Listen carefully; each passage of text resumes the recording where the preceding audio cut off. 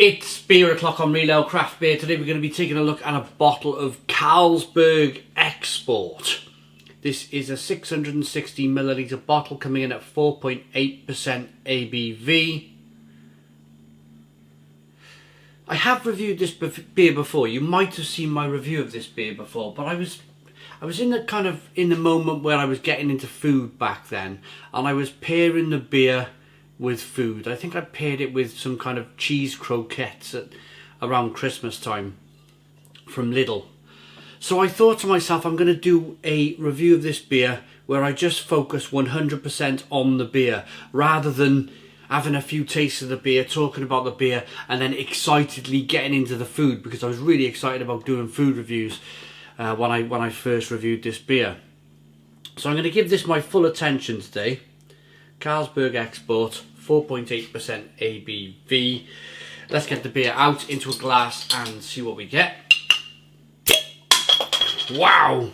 Nice blooming flip opening on that. Kind of cap flew off and landed on the windowsill.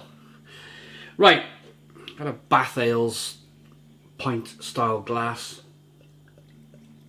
Lager ale hybrid glass we have here today. I mean, looking at the glass, it fits, doesn't it, for a pint of lager, but then again you wouldn't feel uncomfortable putting a pint of ale in here. Pint of gem or something like that. We got a 2-finger whitehead, good levels of carbonation. It's a very light straw coloured beer. Nice colour to it. Nice colour to it. But I know a lot of people who really enjoy this beer. It's the reason why we've decided to revisit it. And of course my newfound love of lager has brought me back to give it a proper full attention review. So nice carbonation, nice head, nice looking beer. Freezing cold. I really chilled this beer down today. Let's get the aroma on the beer then.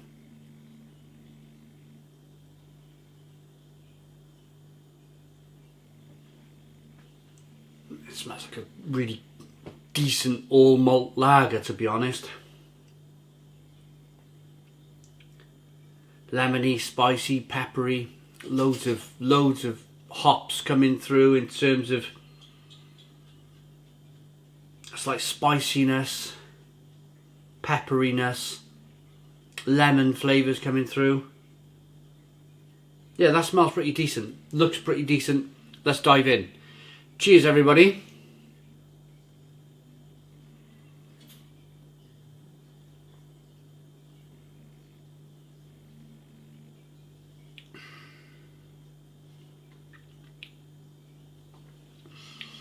It's really interesting. It's really interesting. I think, personally, now, I remember a time where people used to talk about Carlsberg Export in the UK, because all we had was the green tins of Carlsberg Pilsner, Carlsberg Lager as it was called back in the day. And that beer was around 3.8% ABV, I think. They sold quite a lot of it. And then craft beer happened. People started drinking stronger beer and IPAs and stouts, and they started to experiment with beer. Rather than drinking the same old beer over and over again, people are now out there discovering new beers. And whereas before maybe Carlsberg Export didn't quite fit in the UK market, because unbelievably, I mean, for me a 4.8% ABV beer is a great strength. But I remember back in the day when anything over 4.2, 4.3% ABV was considered a strong beer. If you went in a working man's club, or dare I say, a Wetherspoons, and you talked about Carlsberg Export, maybe people would have gone, yeah, I like it, but it's too strong. Whereas attitudes have now changed. And I think that's why there's definitely, within the last 2 years, I've seen a big push by Carlsberg to get Carlsberg Export on sale in the UK. And, you know, really promote it, really kind of push the brand. And I think that's down to craft beer, personally. I think craft beer has finally opened the doors for stronger lagers to make a statement, to make a big push to come to the UK market. And this is a really good one. This is a really good one. People always talk about this fondly.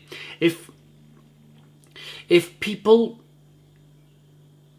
liked lager and were drinking like the green tins of Carlsberg, they would always talk fondly about, oh, I wish I could get a good pint of Carlsberg Export.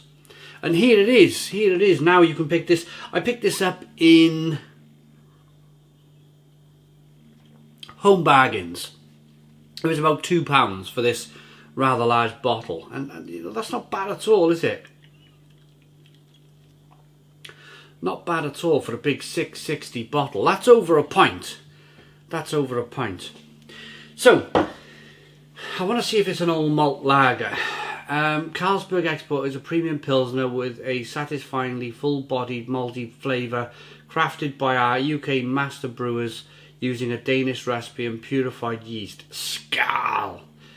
So yeah, it looks water, malted barley, hops. Yeah, that's it. Water, malted barley, hops and yeast. So this beer would conform to the Reinheitsgebot, the German purity law, where you're only allowed to use 4 ingredients. I mean, Carlsberg are Danish, they don't have to use just 4 ingredients. But there's a reason why these companies grow into large conglomerates as they are. I mean, Carlsberg own loads of different beer brands. They're a massive, massive producer of beer. And I'm pleased to say that this beer is, for me, I mean, I've had it before, but it's not been messed about with. It's not been messed about with. It doesn't have maize in it. It doesn't have rice. You know, it doesn't have any E numbers. It's pure beer.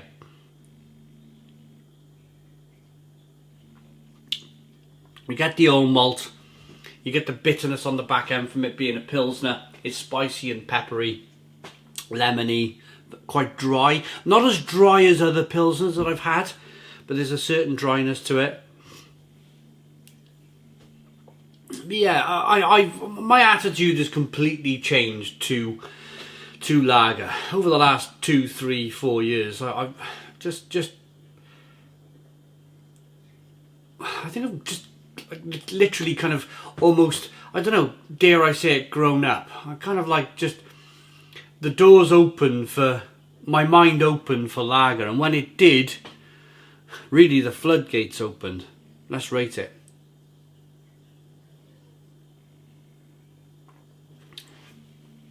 That is a really decent pint of beer, of lager. I've had many